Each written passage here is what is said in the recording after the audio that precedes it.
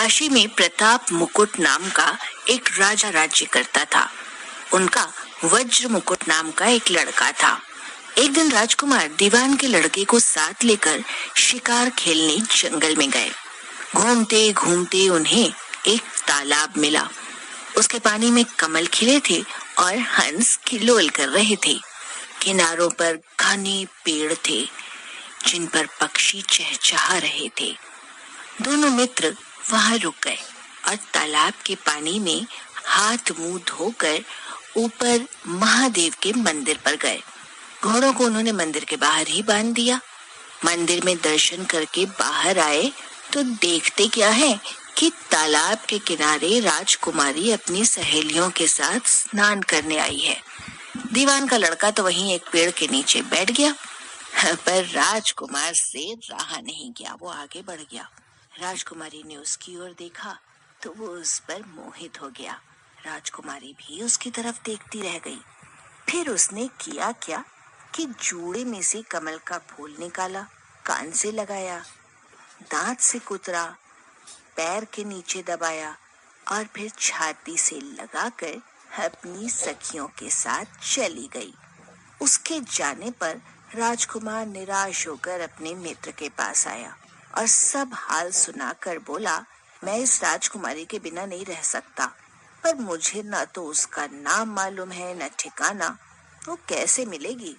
दीवान के लड़के ने कहा, राजकुमार आप इतना घबराए नहीं, वो सब कुछ बता गई है। राजकुमार ने पूछा, कैसे? वो बोला, उसने कमल का फूल सिर से उतारकर कानों से लगाया तो उसने ये बताया कि मैं कर्नाटक की रहने वाली हूँ। दांत से कुतरा तो उसका मतलब था कि मैं दंत बाट राजा की बेटी हूँ। पांव से दबाने का अर्थ था कि मेरा नाम पद्मावती है और छाती से लगाकर उसने बताया कि तुम मेरे दिल में बस गए हो। इतना सुनना था कि राजकुमार खुशी से फूल उठा। बोला, आप मुझे कर्नाटक देश ले चलो। दोनों मित्र वहां से चल दिए।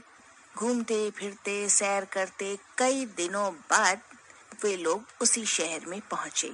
राजा के महलों के पास गए तो एक बुढ़िया अपने द्वार पर बैठी चरखा काटती मिली। उसके पास जाकर दोनों घोड़े से उतर पड़े और बोले, माई, हम सौदागर हैं, हमारा सामान पीछे आ रहा है, हमें रहने को थोड़ी जगह दे दो। उनकी शक्ल सूरत देखकर और बात सुनकर बुढ़िया के मन में ममता उमड़ आई। बेटा, तुम्हारा घर है, जब तक जी में आए रहो। दोनों वहीं ठहर गए। दीवान के बेटे ने उससे पूछा, माई तुम करती क्या हो? तुम्हारे घर में कौन कौन है? तुम्हारी गुजर बसर कैसे होती है? बुढ़िया ने जवाब दिया, बेटा, मेरा लड़का राजा की चाकरी में है। मैं राजा की बेटी पद्मावती की धाय थी। बूढ़ी हो जाने से अब घर में ही रहती हूँ। राजा खाने पीने को दे देता है। दिन में एक बार राजकुमारी को देखने महल चली जाती हूँ। राजकुमार ने बुढ़िया को कुछ धन दिया और कहा, माई, कल तुम वहां जाओ तो राजकुमारी से कह देना कि जेठ सुदी पंचमी को तुम्हें तालाब पर जो राजकुमार मिला था वो आ गया है। अगले दिन जब बुढ़िया राजमहल गई तो उसने राजकुमार का संदेशा उसे दे दिया। सुनते ही राजकुमारी ने गुस्सा होकर हाथों में चंदन लगाकर उसके गाल पर तमाचा मारा और कहा, मेरे घर से निकल जा। बुढ़िया ने घर आकर सब हाल राजकुमार को कह सुनाया। राजकुमार तो हक्का बक्का रह गया। तब उसके मित्र ने कहा, हे राजकुमार, आप घबराए नहीं, उसकी बातों को समझें। उसने 10 उंगलियां सफेद चंदन में मारी। इससे उसका मतलब है कि अभी 10 रोज चांदनी के हैं। उनके बीतने पर मैं अंधेरी रात में मिलूंगी। 10 दिन के बाद बुढ़िया ने फिर राजकुमारी को खबर दी तो इस बार उसने केसर के रंग में 3 उंगलियां डुबोकर उसके मुंह पर दे मारी और कहा, भाग यहाँ से। बुढ़िया ने सारी बात आकर फिर सुना दी। राजकुमार शोक से व्याकुल हो गया। दीवान के लड़के ने समझाया, इसमें हैरान होने की क्या बात है। उसने कहा कि मुझे मासिक धर्म हो रहा है, 3 दिन और ठहरो। 3 दिन बीतने पर बुढ़िया फिर वहां पहुंची।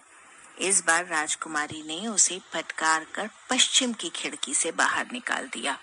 उसने आकर राजकुमार को बता दिया। सुनकर दीवान का लड़का बोला, मित्र, उसने आज रात को तुम्हें उस खिड़की की राह से बुलाया है।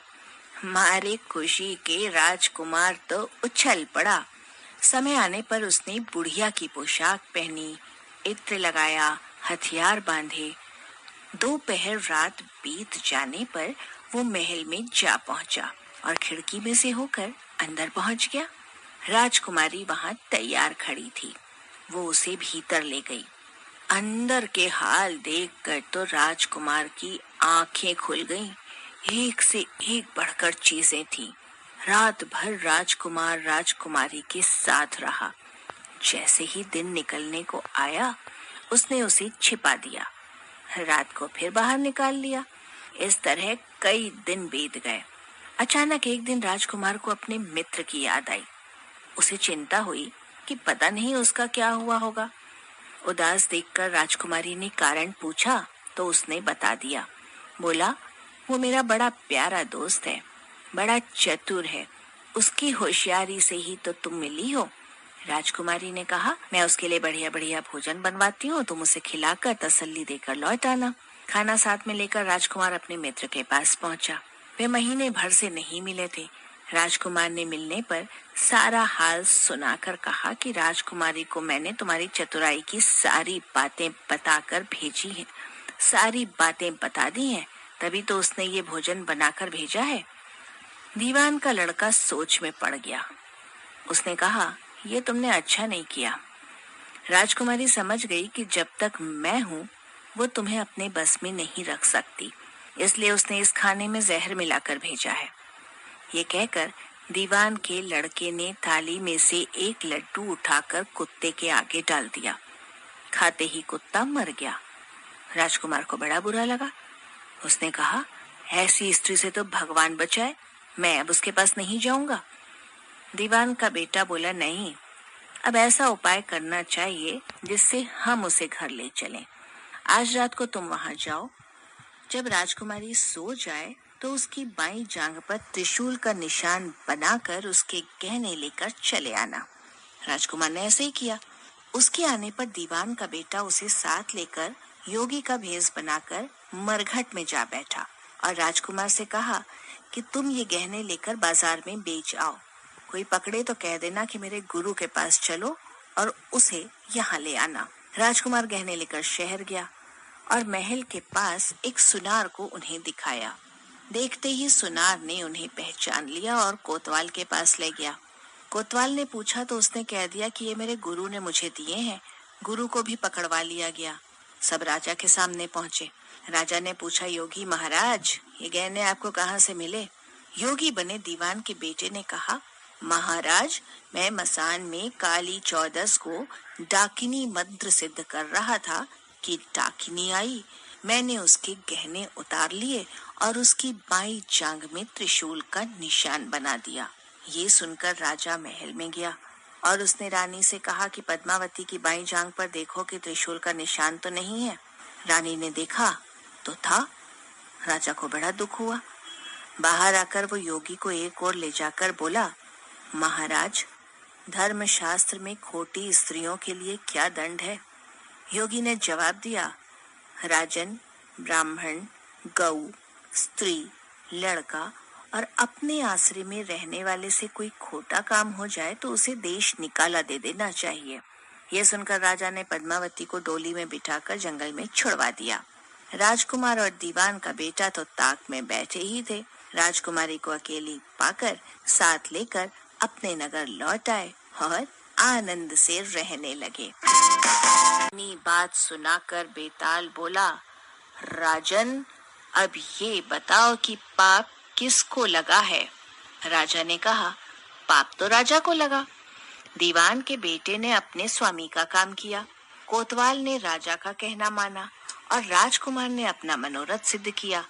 राजा ने पाप किया जो बिना विचारे अपनी बेटी को देश निकाला दे डाला। राजा का इतना कहना था कि वेताल फिर उसी पेड़ पर जा लटका। राजा वापस गया और बेताल को लेकर चल दिया।